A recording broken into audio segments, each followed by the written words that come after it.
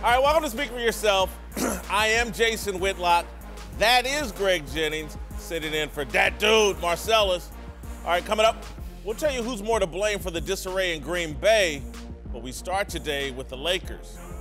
All right, Robert G. Ingersoll, the son of an abolitionist preacher and a noted free thinker, once said this about President Abraham Lincoln: nearly all men can stand adversity, but if you want to test a man's character, give him power.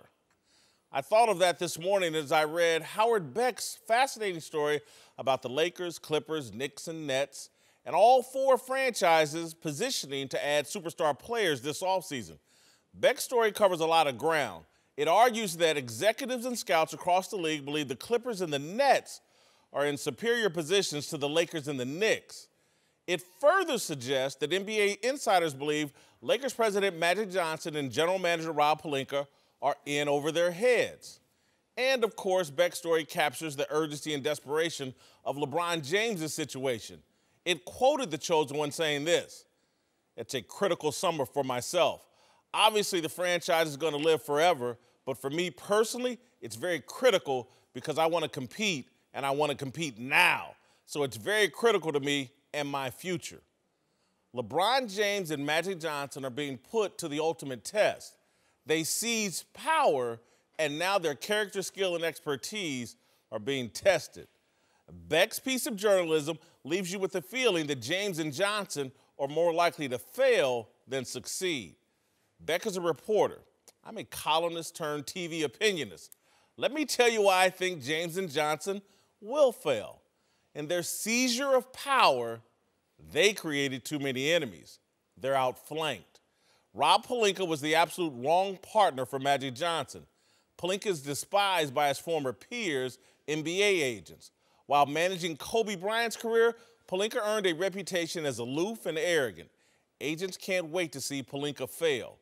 The same sentiment exists among rank-and-file NBA executives, particularly those who believe in analytics as it relates to Magic's ascension atop the Lakers organization. Magic didn't earn the job. It was handed to him because he's a huge icon with a wonderful smile. The Daryl Moreys of the world will shed no tears if and when Magic fails. But no one has created more enemies within basketball than LeBron James and his top lieutenant, Rich Paul, the head of Clutch Sports. Everyone within basketball, except for the handful of ex-jocks on TV pandering for LeBron party invites, wants to end the King James era. LeBron's player empowerment movement has turned the NBA into the And One mixtape tour. Hell, the And One tour cared more about the regular season than the league LeBron lords over. LeBron apologists think he's a combination of Jesus Shuttlesworth and Barack Obama. Rational people know he's hot sauce with a brilliant public relations team. Coaches are troubled by how LeBron's tone and attitude, along with outrageous contracts for mediocre players, have undermined their ability to actually coach. LeBron steamrolled Luke Walton for no other reason than he could. Refs are tired of being berated by pampered multi-million-dollar brands. NBA executives loathe Rich Paul's brazen and unsophisticated negotiating tactics. NBA agents loathe Rich Paul's brazen and unsophisticated recruiting tactics. For most NBA people, the Zion Williamson era can't get here soon enough. History will not remember the And LeBron mixtape era fondly. Power revealed a man unfit to be king.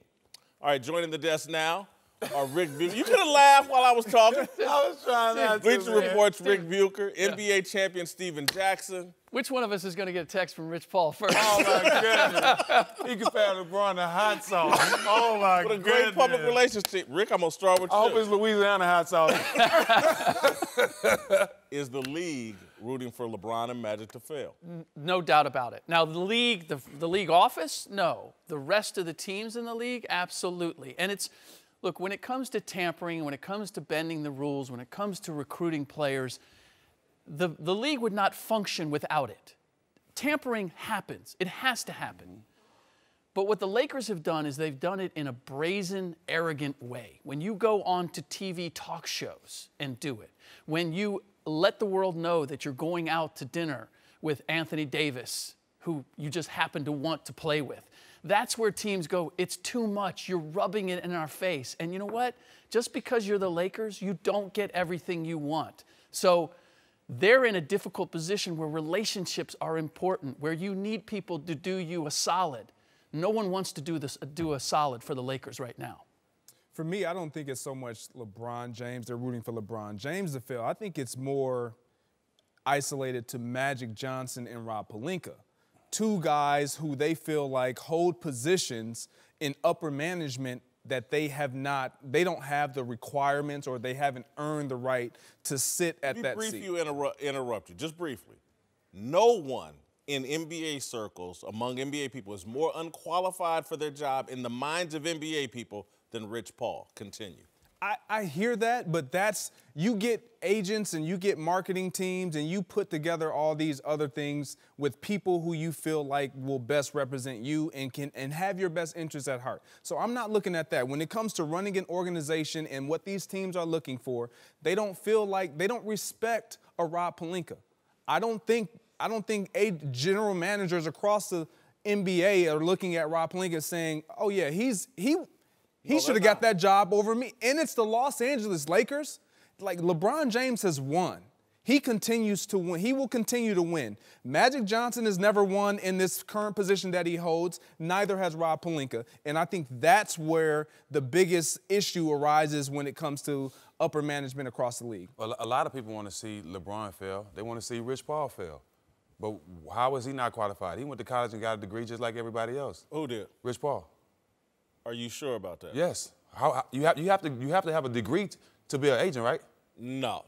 You don't. But you do have to be certified. You have to be You got to get certified. But you have to have certain type of qualifications to be an agent. Listen, I know Rich, friendly with him. I'm not disrespecting his ability to be an agent. I'm telling you what other NBA people, agents, executives, what they think.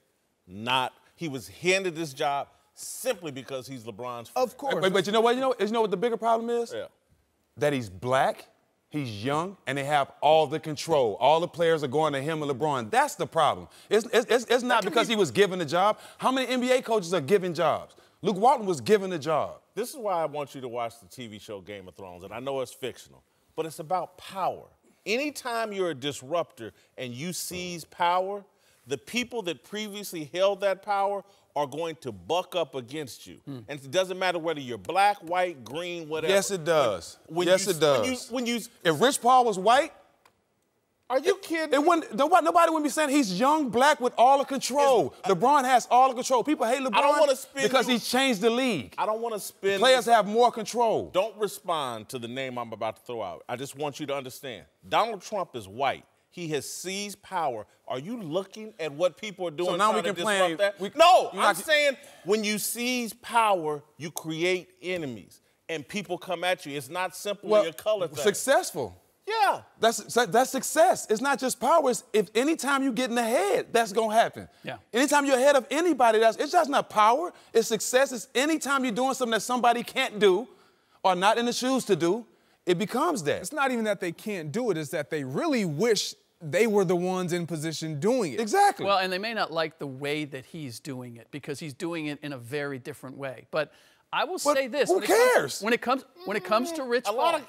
It's getting done. The job's getting done, Whit. Hey, Steve, for what we hear, you can get on the phone with some other agents and they can cite you chapter and verse of guys that haven't been represented well by Clutch Sports. But who are they to tell how it needs to be done? I was represented by Dan Fagan. Rest in peace, Dan Fagan. He did a lot of stuff that wasn't supposed to be done. But he still was considered a great agent. When guys wanted to get paid, Rick, who they signed with? But again, the first thing LeBron had for you. I'm just speaking LeBron facts. has so much power. You can't even talk about the other side. You can't talk about New Orleans Noel and the contract he's in and who's to blame for that. Fair enough. But here's the thing. I look at the assist that LeBron James gave Rich Paul in starting this. But he's got Ben Simmons. He's got Anthony Davis. He's got Draymond Green. Great friend. He's got a tremendous number of other players that he's acquired. Now, people may not like the way that he's done it, but the fact of the matter is he has. And I can't ignore that, and I have to respect that. And My point, I'm in agreement with you and to you to some degree. But when you seize that much power, trust me, they coming for your head regardless of what color you are. And this league, this is the problem I think the Lakers have in terms of fixing this. There are so many people not wanting Rich to continue to ascend, don't respect Rob Pelinka, don't respect Magic Johnson. And then you toss on the coaches that feel like, man, LeBron has set a tone here where we can't even coach anymore. Everybody dictates their own schedule, when they want to play, and oh my God, the players are all smarter than all the coaches. LeBron is smarter than some of them coaches. To be honest, he's smarter than Luke, but damn sure. The only way this works and the reason why it's become problematic, and you can't really challenge it until right now because LeBron has now lost. He's not into playoffs. It's just that. He lost. Sure. He's not in the playoffs. As long as he was successful, people went along with it because they were willing to sacrifice their control and power in order to get the ultimate achievement or goal. Since that's not happening, it changes. Now, the reason that it's so hard for them to accept it is because with what LeBron and Rich are doing, breaks the mold. It throws everything into chaos. Nobody else knows how to, and nobody else knows how to operate. And so, but look, if it's going to get us a championship, okay, I'll roll with it and I'll find a way. The second it doesn't, it's like, we got to get this up out of here because I need to get back to what I was doing. So I'll ask this question. Who's under more pressure this offseason and moving forward, LeBron James or Magic Johnson? Rob Pelinka. No. Pelinka can walk. Magic can walk. LeBron James, this is part of his legacy, and he is at the heart of this. No one will wear a bigger mark if this is a failure than LeBron James. I think Magic is more locked in than LeBron. But Magic's got more pressure on him? He's more locked. He's more secure than LeBron. So there's more pressure on LeBron? There's more pressure on Magic. LeBron can go. I think they'll trade LeBron if it come down to it. Magic's going to be there. Magic's going to be there for a long. His reputation, if this doesn't work out, whose reputation suffers the most? Rob Pelinka.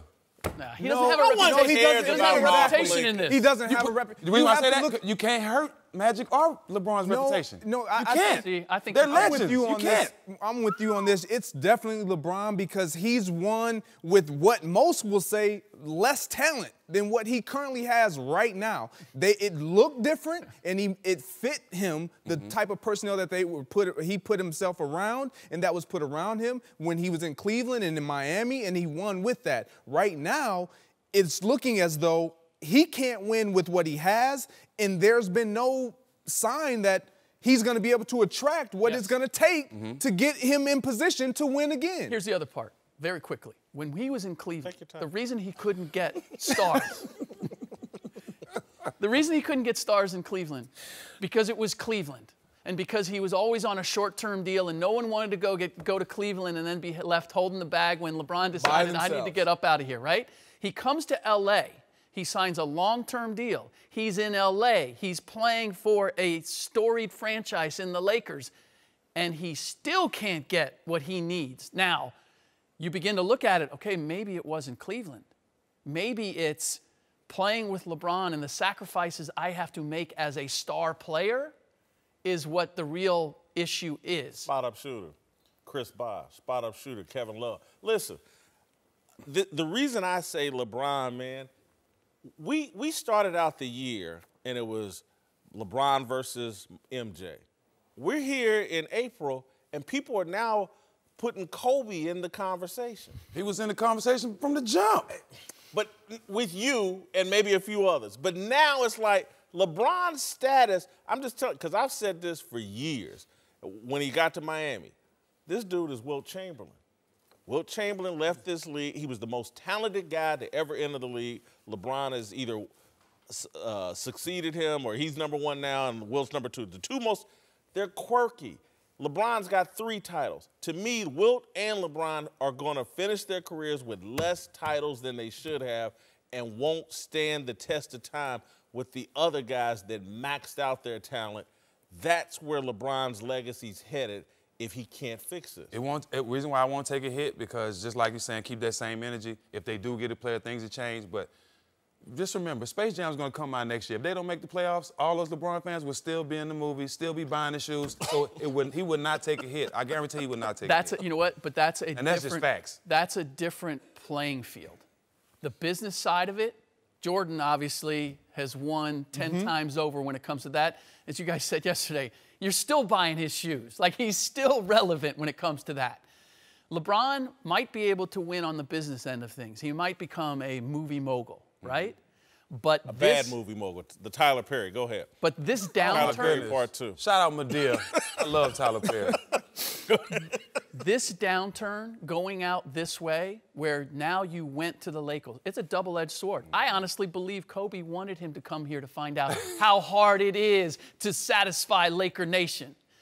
LeBron is finding out how hard that is. I don't know about you guys, but when I walk into that building and I hear the crowd cheer for LeBron, it is a tepid applause. It's not just the Lakers, though. It's the Western Conference. I get that. It's not the Lakers. It's the Western Conference. But the Lakers that's doing this to LeBron. But Lakers Nation does not embrace LeBron.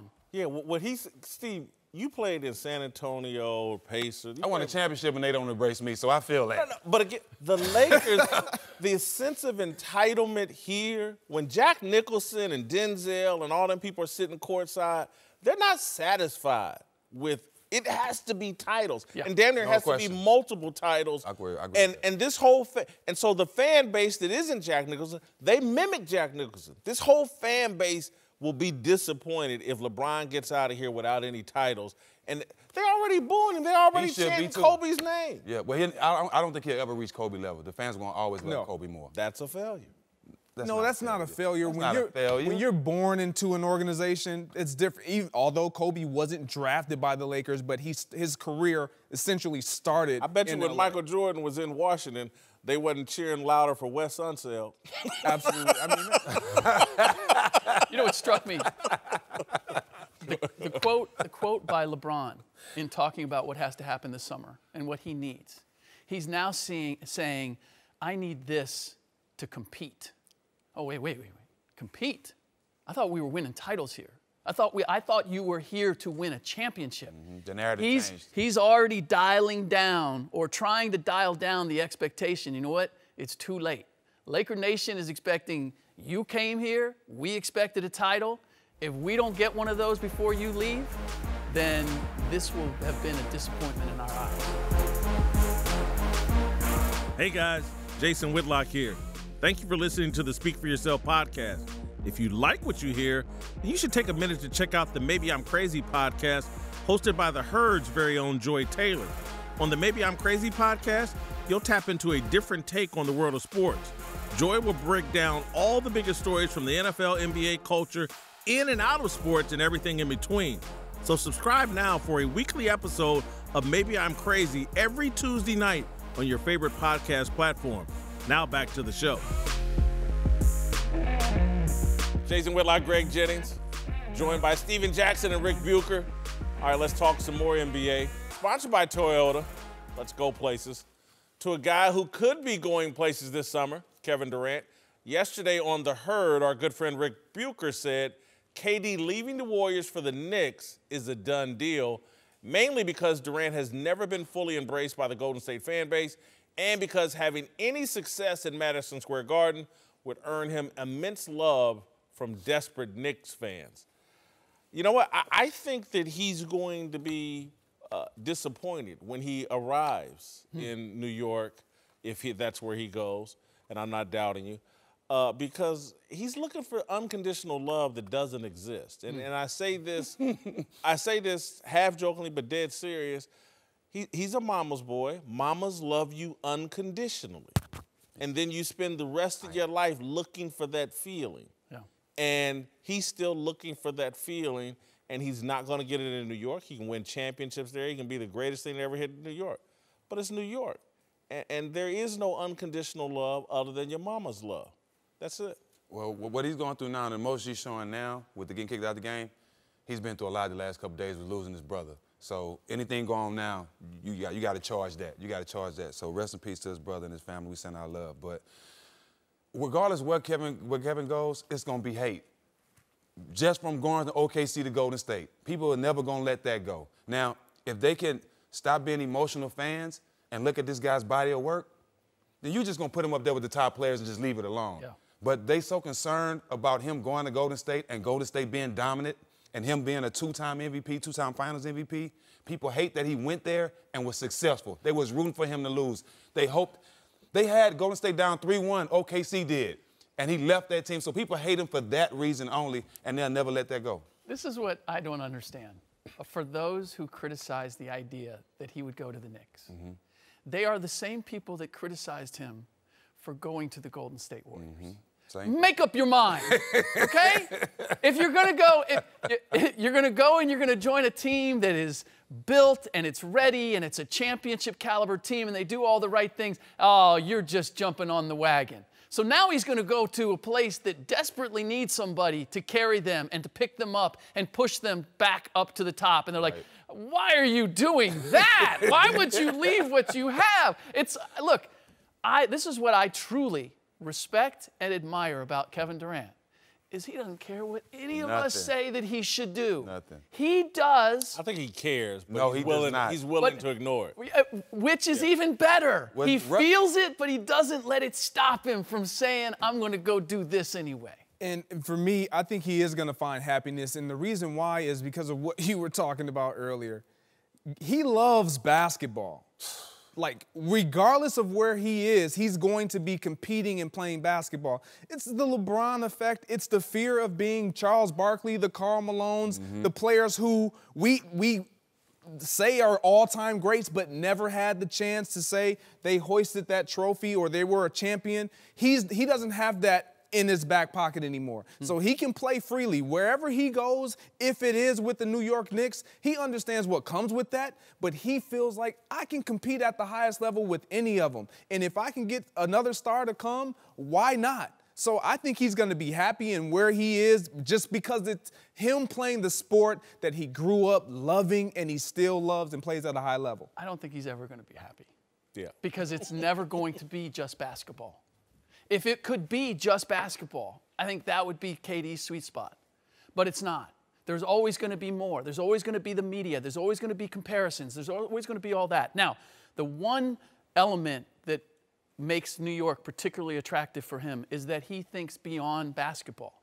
He wants to be what LeBron is. He wants to be a businessman. He wants to be a business mogul. Well, LeBron's already gone to LA and he's staked out that turf. If you are going to compete with LeBron in that category, on that level, there's only one other place you can go, and that's New York. And that's why, look, I haven't heard that directly from him. I haven't heard it from his business manager.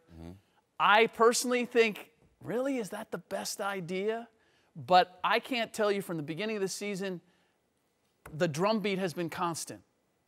He's going to New York. He's leaving and he's going to New York. And touch on another note, who are the two guys that came out in the media this year that said, I just want to play basketball. I don't want to deal with the media. Kyrie and KD.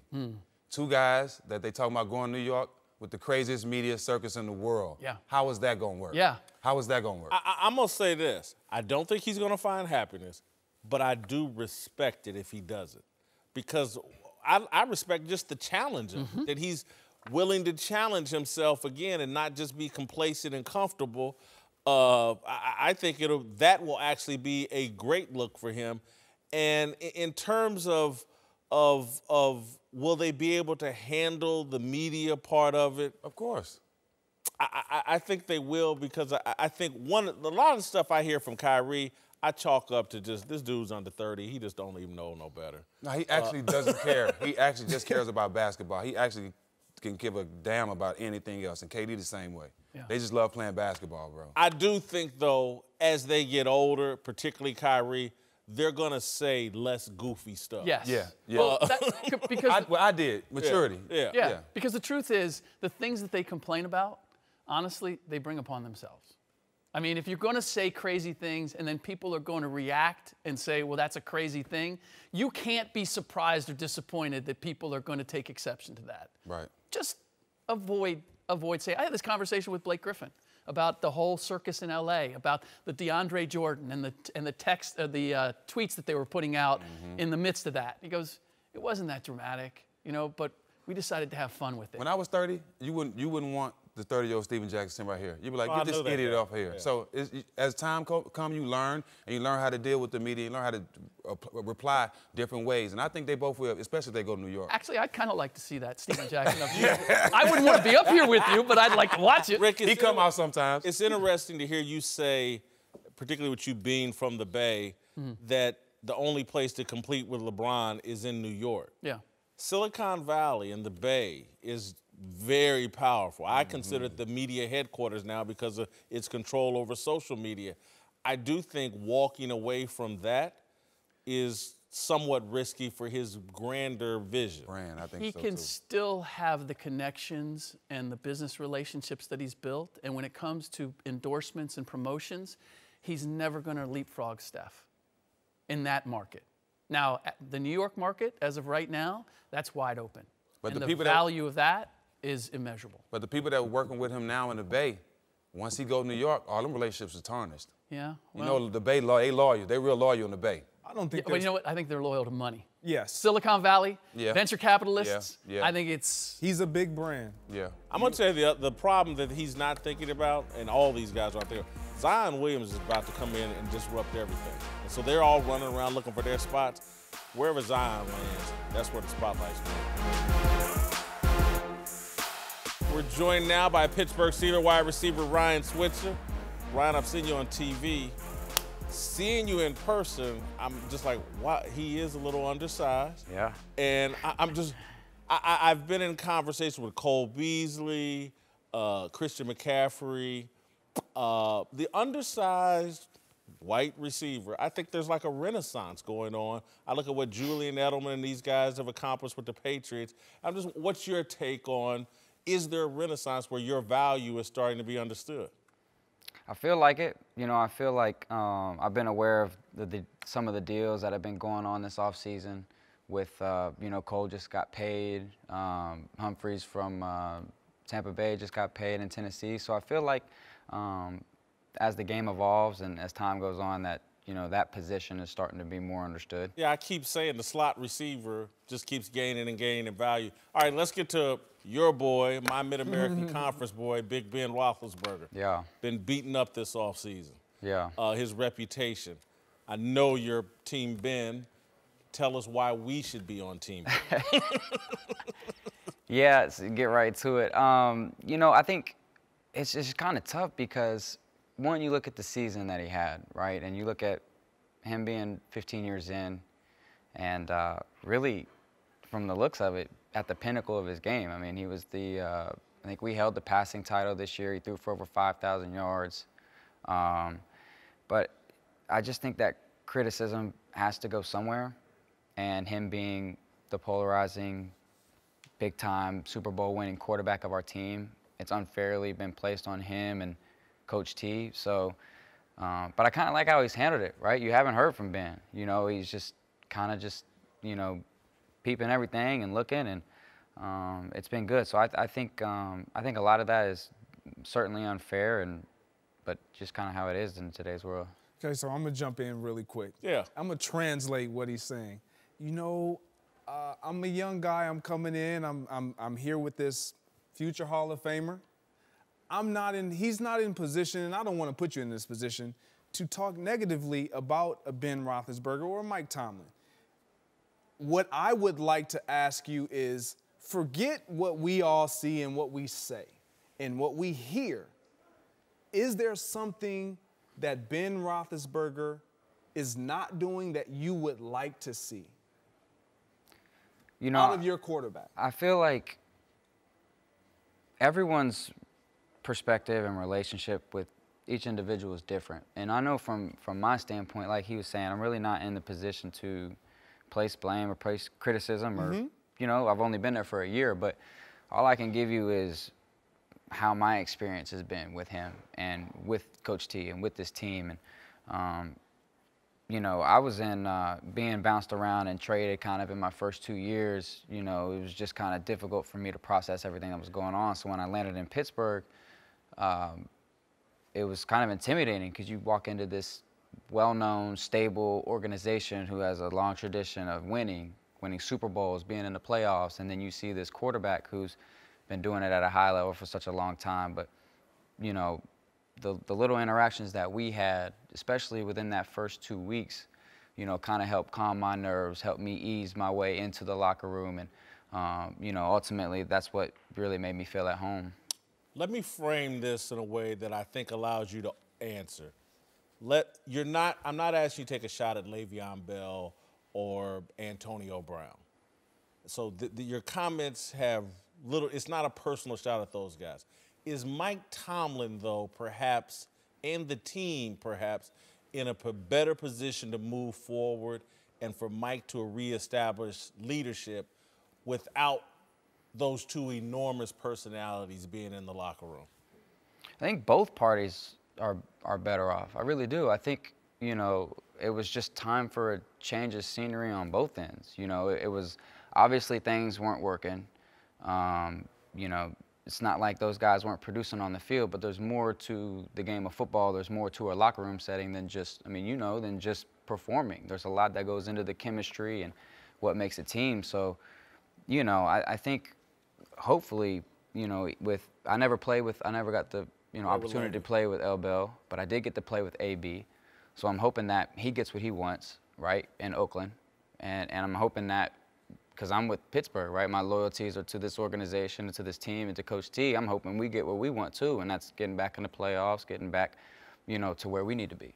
So when you lose obviously one of the greatest receivers that is currently playing in our game, in Antonio Brown, a lot of the shoulder and a lot of the filling of the shoes are going to go into that locker room, into your unit, the wide receiver unit.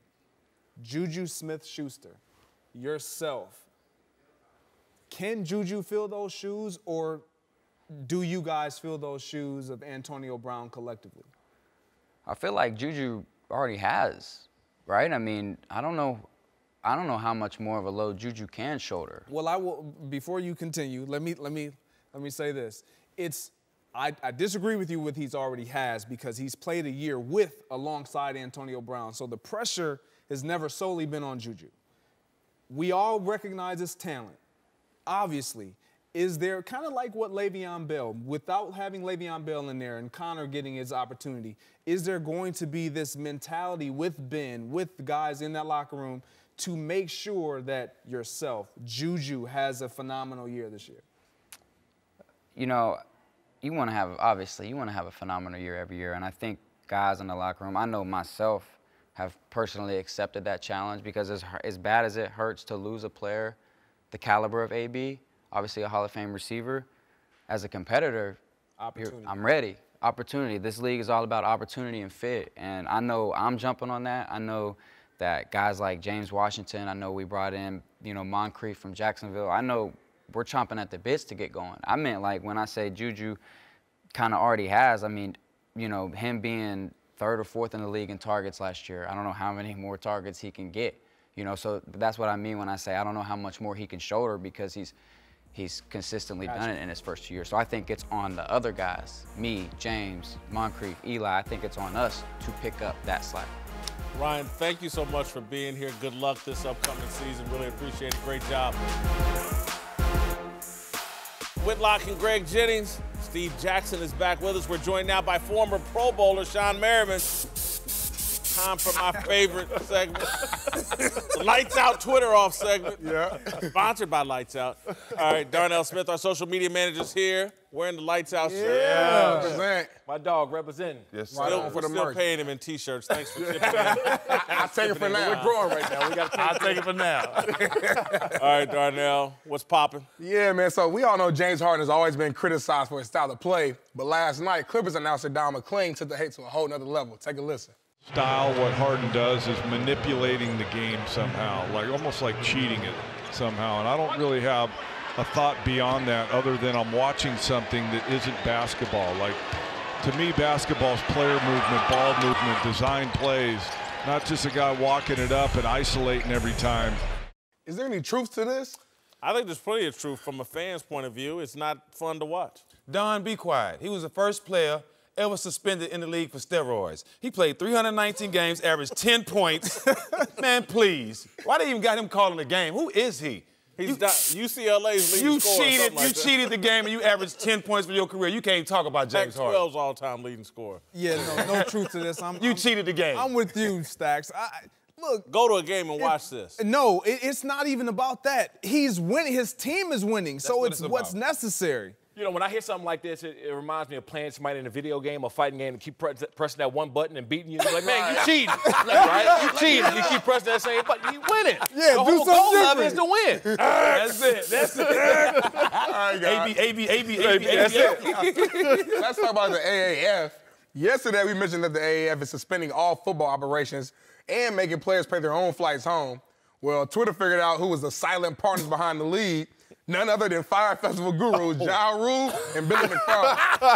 I thought it was hilarious, man. But guys, at what point do we stop giving Ja Rule a hard time? Oh man, when 50 stopped. And Yeah, that's it. That's never stopping. That ain't gonna never stop. In his career. Look, man, Ja Rule should have went to jail over that fire deal or whatever. Yeah, no, this ain't gonna stop. I see you, Marcellus over here. I see you breaking news and stuff. All right, what's next? Yeah, man. Last but not least, my guy Sean Merriman has been making some big moves. Yes, sir. Yesterday, Yeah. he announced the launching of his Lights Out MMA promotional company, which will be debuting in May on Fox Sports West and Prime Ticket. And if you know Sean, then you know he's very passionate about combat sports. I personally can't wait to see this.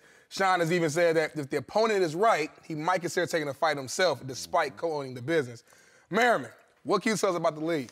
You know what? You can check everything out on lightsoutxf.com, and it's been a long time coming. It took about 1.5 years to get this done, and you know we're happy as hell, man, to have it over here at Fox because this is home. This is where where we are to get a chance to talk about it. And look, I put on the table, and I put it on the table again right now. Dave Bautista, if you watching, I got $1 million for you if you step in the cage with me.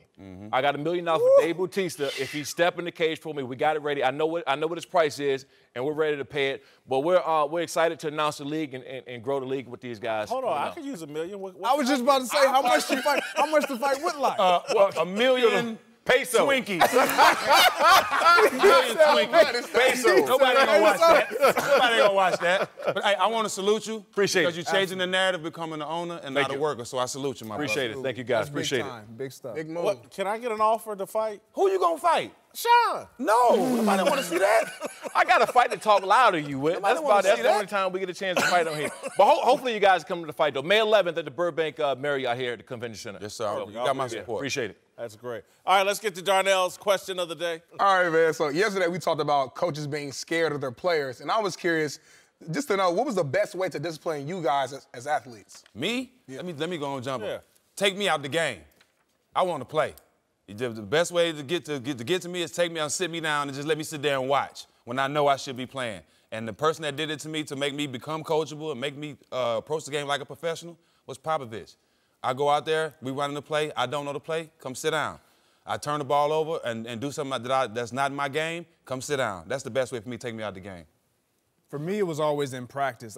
In the game, let me play. Let me play. When I want you to coach me and coach me hard is during the week. Prepare me. If I'm looking at film, because we all do it, we all see that play, and we looking at that film like, man, what am I doing? If your coach don't call you out on that, you lose a little bit of respect every time he doesn't say anything. I'm the same way, and I always use this. Back when I was in high school, if you came and watched our practices during the week, you would have thought I was one of the worst players on the field, the way my coaches were getting on me. It was nothing I ever could do that was right. Yes. It was enough.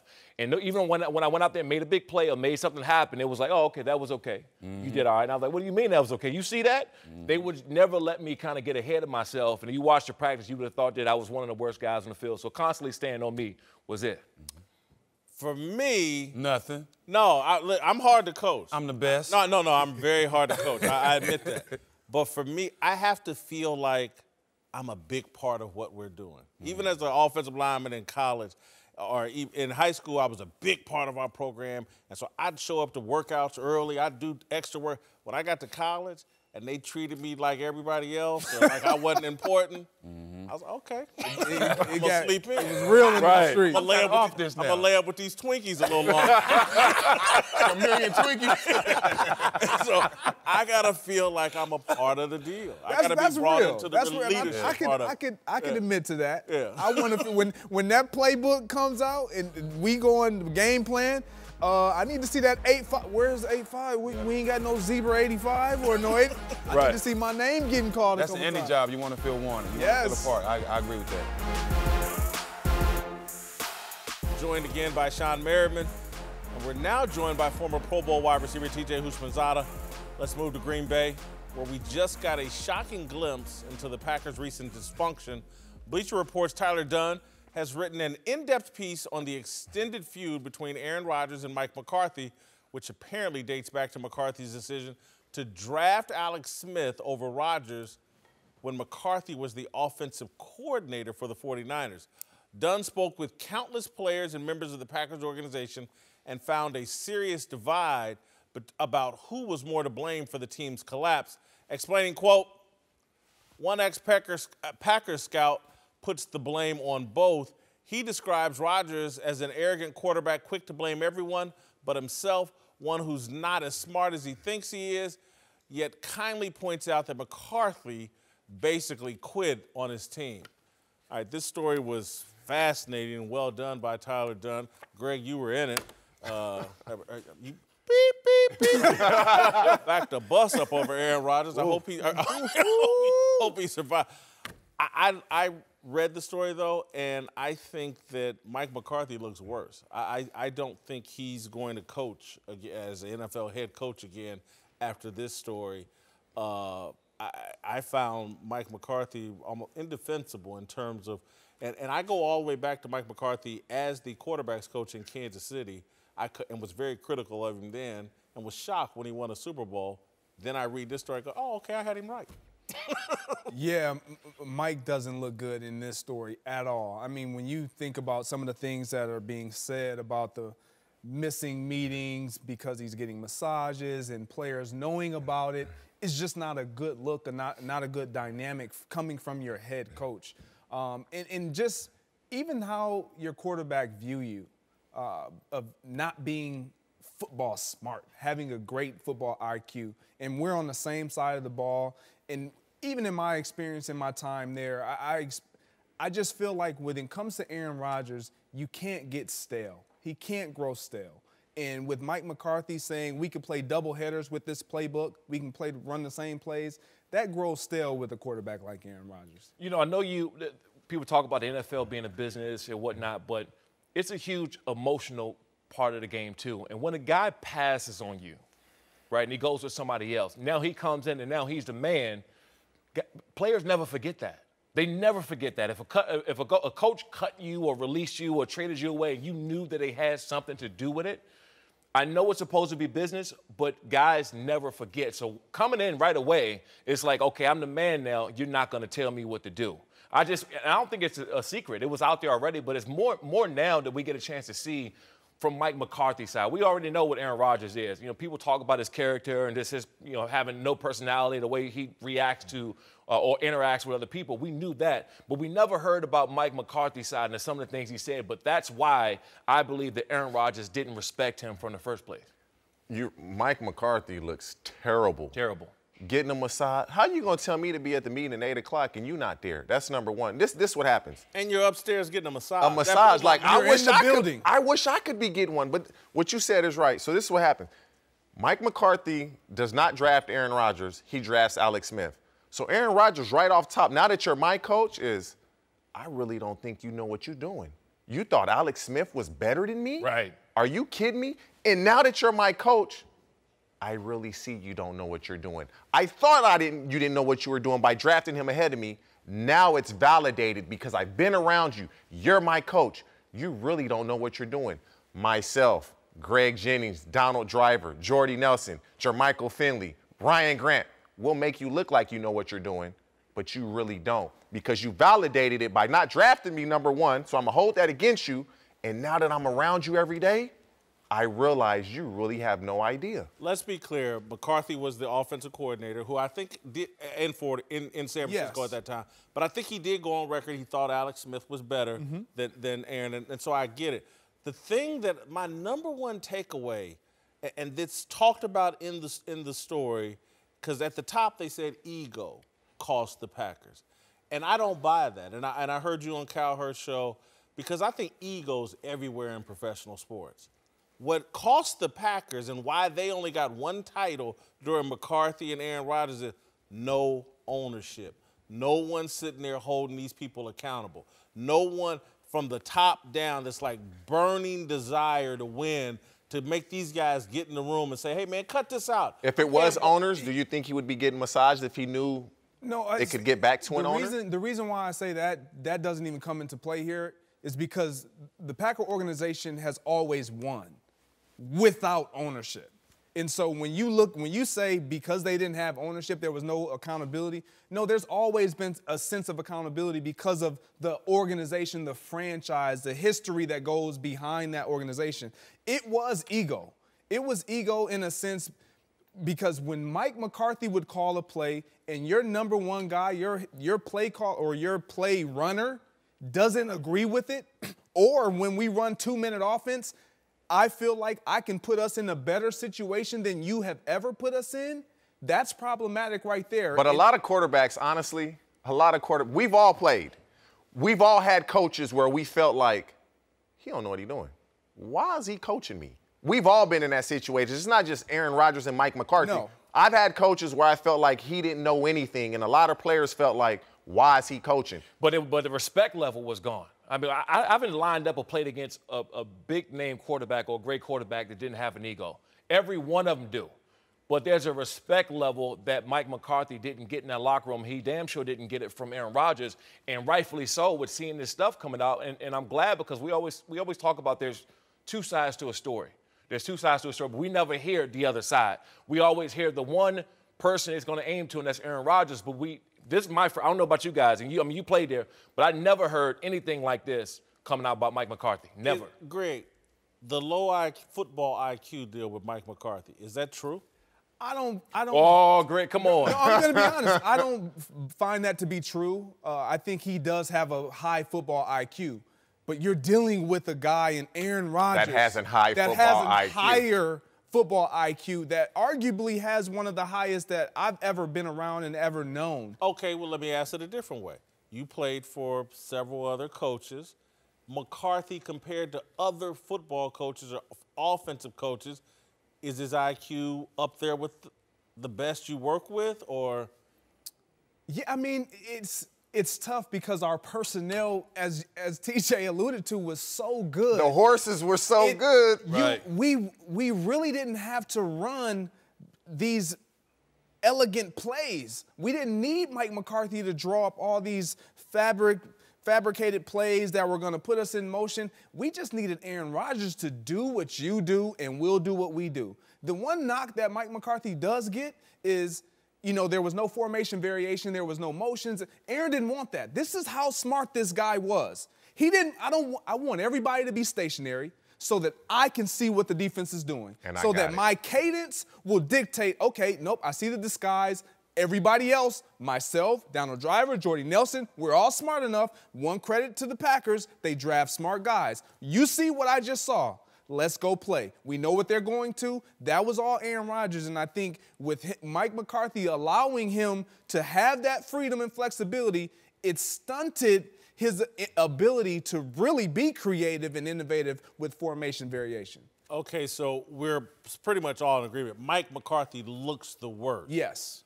But if with blame, there's always a pie and percentages. Who do you blame? How do you cut those percentages? 60% of the blame goes to Mike McCarthy, 40% goes to Aaron Rodgers, or is it 50-50? Oh, it's definitely not 50-50. If I were to cut it in percentages, I would go 70-30. Yeah. 70-30 Mike. Because you are dealing with a guy who is so talented that he was able to overcome what we all look at as subpar. Were there ever times where Aaron Rodgers would go into a meeting and say, because receivers, quarterbacks, we meet and say, okay, can we put this, can we install this play? Because I know the teams I've been on, the quarterbacks had a lot of say-so in the plays we ran, in the design of the plays that we did. So he never went to Mike McCarthy and said, can we implement this? Can we put this in? And Mike told him no? Yes, he did. He did have say in input, but it was within the scheme that was already in. So there was no new, innovative, creative So when plays. you ask for a play, it's not like we're going to do this play, but we have something similar. No, we better make sure that it was what Mike McCarthy was looking for, meaning if the Colts ran it or if Drew Brees and the Saints ran it and it worked, let's see if Mike can fit this in what we do, our formation variation. It wasn't creativity there. And that's what was so hard, because we stood in the same positions all the time, and it's like because we were able to be interchangeable, that's the only thing that separated us from most other teams. I want to end on this note, and everybody chime in. Don't have a lot of time. Yesterday we talked about Aaron Rodgers not meeting yet face-to-face with his new head coach. That's one of the reasons why I'm reluctant to fully just pile on Mike McCarthy. Here you have a new coach, and Aaron Rodgers already being aloof and distant with him. So that's not a great look for Aaron Rodgers. It's not a great look. I'll go really quick. Yeah. But listen to what he's saying, your IQ, if you don't have anything to offer me, and I don't believe that there's something that I can absorb from you, I'm going to walk into this as gingerly as I want to. And it's still the Aaron Rodgers show. I don't care who you bring in there. Unless you bring in a Belichick or somebody who's been around a long time that's well-respected, it's still the Aaron Rodgers show. So no matter who you bring in there, he's still going to be smart. He has a higher IQ. He's going to be running the show, and there's nothing anybody else can do about it. The thing is this. Personally, Aaron Rodgers should have flown. Wherever the coach was, LaFleur, you got to fly and go meet him. You're a quarterback. Because if this doesn't work, you can't say LaFleur don't know football. Everybody is just not a dummy. So eventually, Aaron Rodgers, you're going to look really bad if you don't succeed, because you can't just keep saying everybody doesn't know the game. I'm the only smart one in the room. All right, before we go, I'd like to pass along some advice to former Packers head coach Mike McCarthy. Never again whine about the way the Packers fired you. No one cares. It's a bad look. It paints you as lacking self-awareness. Yesterday, ESPN.com ran a story about McCarthy titled, "McCarthy didn't like how the Packers handled firing." In the article, McCarthy whined, it couldn't have been handled any worse. Anytime you lose a close game, it's a difficult time emotionally afterwards. But when you lose a game at Lambeau Field in December, it's really hard. Why you got to sound like that? I walked out of my press conference, and I'm thinking about the game, thinking about how our playoff shot was now minimal. Exactly, Mike. You're thinking about the reasons the Packers should fire you. You have the most talented quarterback in the history of football, and you're about to miss the playoffs. But I digress. Let me return to McCarthy's whining. That's where my head was. And when I was told Mark Murphy wanted to see me, and the messenger was cold, and the energy was bad, Mark said it was an ugly loss, and it was time to make change. He said something about the offense and the special teams, and he didn't think it was going to go any better. There was not emotion to it. That was hard. Mike, there's no easy way to fire anyone. There's no classy way. I've been fired, Mike. It's all hard, whether the guy or gal doing it has tears in his eyes or is scrolling through a porn star's Instagram page. But I digress. Let me get back to McCarthy's whining. Every time I released an individual, you get your words right. There's a personal component to it. You know he has family. He's family. There wasn't any of that. So that was off. The way people leave that building was very important to me. And this is what really bothered me. McCarthy left the Packers building with 1 year left on his contract. He's going to get every bit of that $5 to $6 million. When McCarthy fired a player, the player left the building empty-handed with no more money coming. Anytime you hear someone whining about the way they were fired, they're really complaining that they shouldn't have been fired at all. Whitlock and Jennings, joined by Sean Merriman and TJ Houshmandzadeh. All right, time to play Hot Clock. We'll each get just 24 seconds to give our best hot take on some of the biggest stories of the day. All right, let's start in Arizona, where the Cardinals are reportedly drafting Kyler Murray with the top pick, and holding on to Josh Rosen would be as Murray's backup, or could he compete for the starting job? Greg, are you buying this, that the Cardinals could hold on to Rosen and still draft Kyler Murray? No, you can't do it because it creates controversy. If Kyler Murray was to go down and you do acquire him, now you insert Josh Rosen and he plays well, you have an issue. You look bad as an organization because did you make the right decision? Yeah, absolutely not. Hold for a second. We got to restart the clock. We got to restart. Sean, now tell us. I'm getting my full 24. So Yeah. right now is the best way to trade Josh Rosen. They have to do it right now. If they're going to play, if they plan on drafting Kyler Murray and bringing him in, get rid of Josh Rosen right now. Get the second-round pick, because if you try to create that, Josh Rosen will not be worth a second-round pick after the season.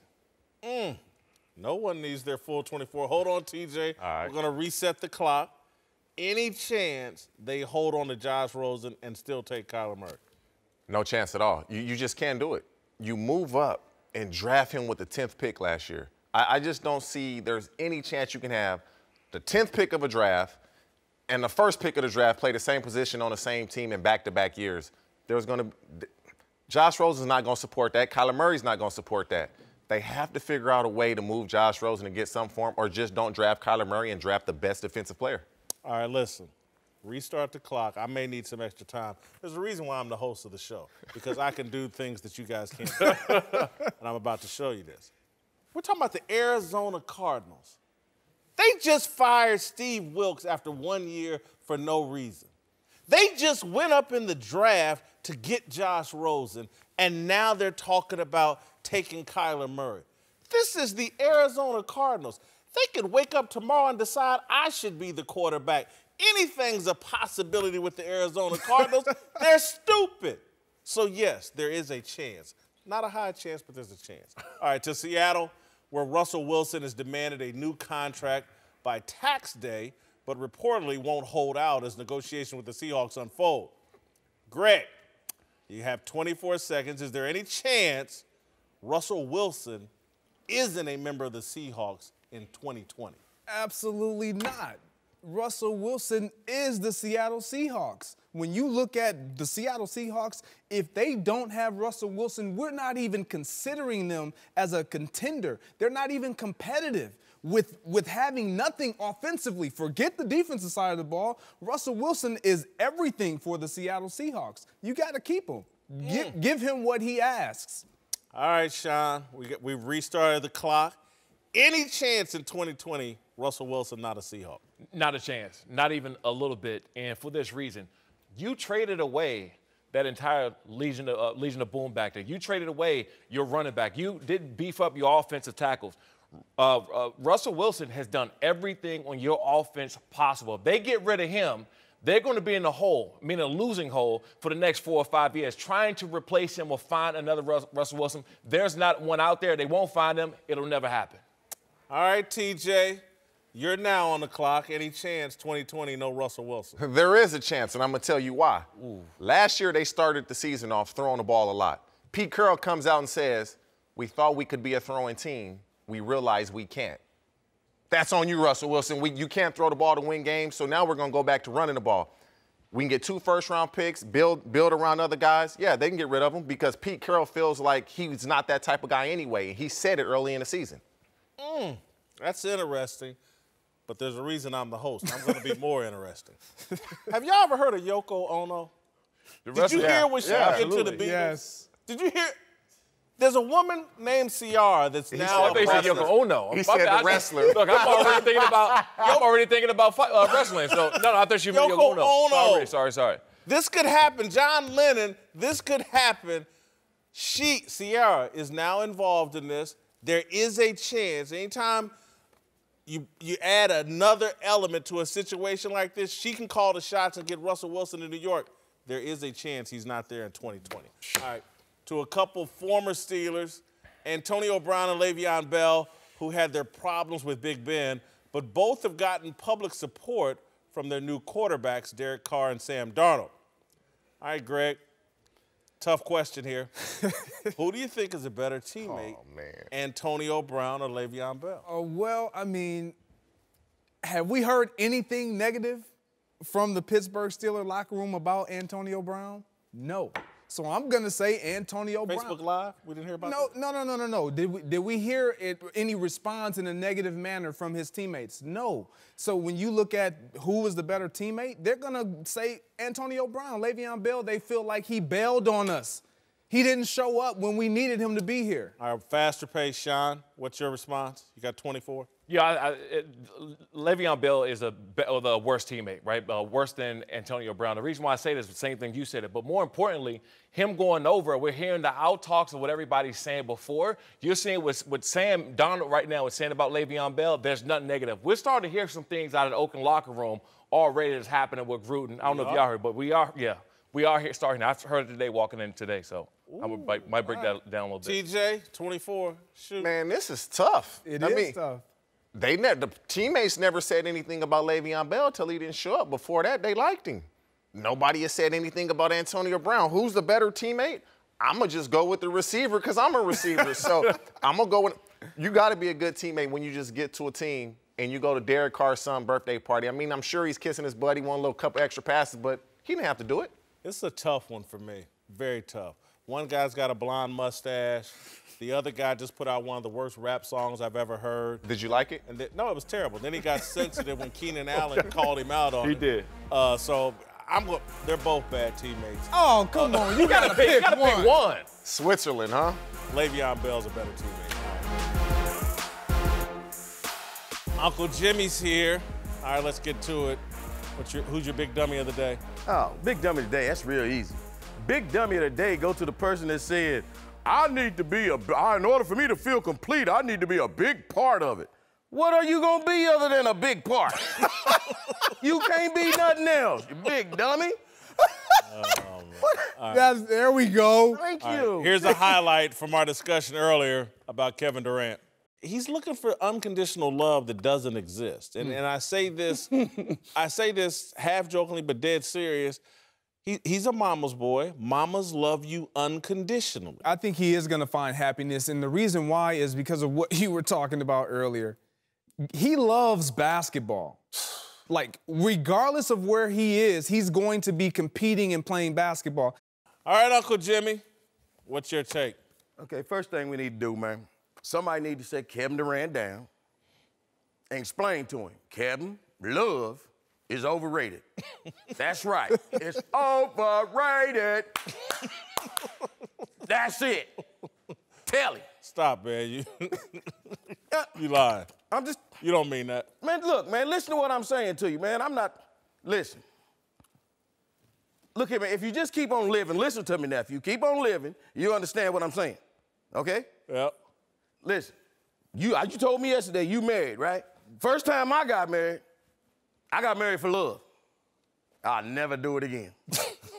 Every other marriage, I did it right. I got married for insurance purposes, credit scores, citizenship. I did it right. Uncle Jimmy, stop it. Cut that out, man. You don't mean that. The hell I don't. Hey, man, let me ask you a question. You ever tried to buy prescription medicine without insurance? Of course not. You a retired NFL player. Y'all had insurance. Hey, look here, man. The damn pharmaceutical companies, them is the criminals, what they charge. Hey, look, man, you know what they charge for prescription medicine? What they charge? You don't want to know. Lord, have mercy. And don't let me go into the bank trying to get me a loan. Well, with Uncle Jimmy's credit score? Nephew, what advice I've been giving you ever since you've been in junior high school? Always bet on black.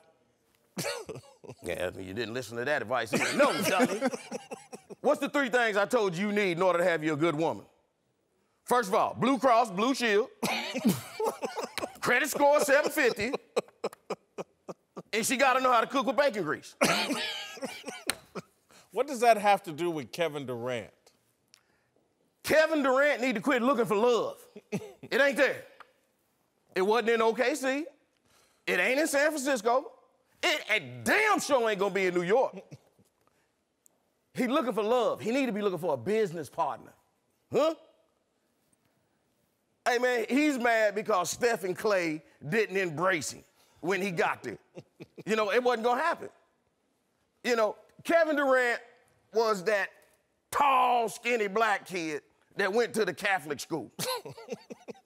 And you know them little light-skinned kids with the two parents? That's why they called it Golden State. You know, they wasn't having it. Stop it. Uncle Jimmy, you don't mean that. The hell I don't. Listen, man, Kevin Durant was the Fresh Prince of Bel-Air. You thought that show was about Will Smith, right? Hey, that show was about Carlton. Always was and always will be. Hey, all of America still talking about, it's not unusual to be loved by anyone. Huh? Just like JJ was the star of Good Time. I don't mind. Hey, man, that drove James off the show, man. Hey, man, John Amos said he would rather be Kunta Kinte and get his foot cut off in front of the world than to serve another day with J.J. Walker. It's about choices, kids. It's just about look, my approval rating for Kevin Durant, almost GOAT, 76. Job performance, 22. All-time greatness, 22. Character, 20. Authenticity, he got burner accounts. I give him a 12. We're pretty close. Yes. I got him at job performance 23. All-time great, I got him at 21. Character 20. Authenticity, though, I'm with you. I knocked him for that, but he's still an all-time great.